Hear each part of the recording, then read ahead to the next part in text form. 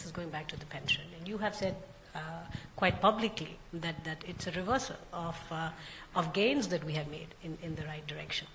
Now, this is again a unique situation where I think everyone on this dais agrees that going back to the old pension scheme could potentially become fiscally a huge burden.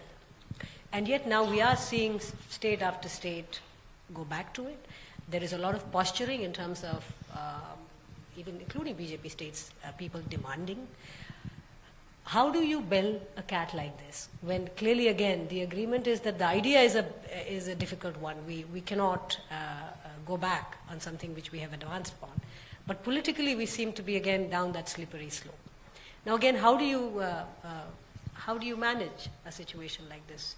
Is it about political differences? Is it about now, is the economics in some sense bowing at the altar of the political process, which we have to now try and get everyone in the room to agree on something? Do you see that happening? What do you think? How concerned are you about this? Well, I certainly share the view that this move is absurd. I mean, it's a recipe for just financial bankruptcy. The big advantage of those who push the move is that bankruptcy will come 10 years later. So I think as an economist I have nothing to say. The system must prevent both political parties or parties in power not to take steps that will lead inevitably to a financial disaster.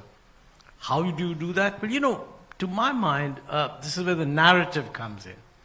I think we need some effort so that people will explain to the public at large or whatever it is, what are the costs of this? I mean, after all, if you translate it into a simple thing that here's the government willing to give me a better pension scheme than I have, okay?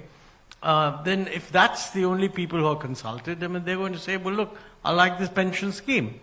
But clearly, somebody's paying for it. And so we need the narrative to focus on that. Now, somewhere in the political system, those who will bear the cost, I mean, their view has to be heard. And if the political system isn't able to do that, I have no solution. But I'm just saying that, the same thing happens in other countries also. So, we are going through a period where quite a lot of countries are doing politically irresponsible things. But then there is a correction. And the problem here is this is not being done in the central government. I suspect that, there would be much greater national focus if such a move were made on the central government by anyone. It's being done in state governments. So this is where, and this is something that Gautam talks about in the book, looking ahead, that the story of reforms have got to make sense at the state level. There are many reforms that need to be done which don't require the center to do anything. I mean, for example, the decriminalization of all kinds of compliance requirements in state laws. Even if the center didn't want to do it, even if you didn't change any law at the center, there's nothing stopping state governments from doing it. But they're not doing it. And you can make a list of things which are entirely in the realms of the state government.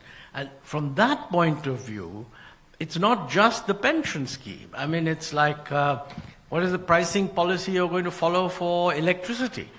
I mean, that is entirely a state government matter. The center doesn't fix tariffs for electricity at the state level.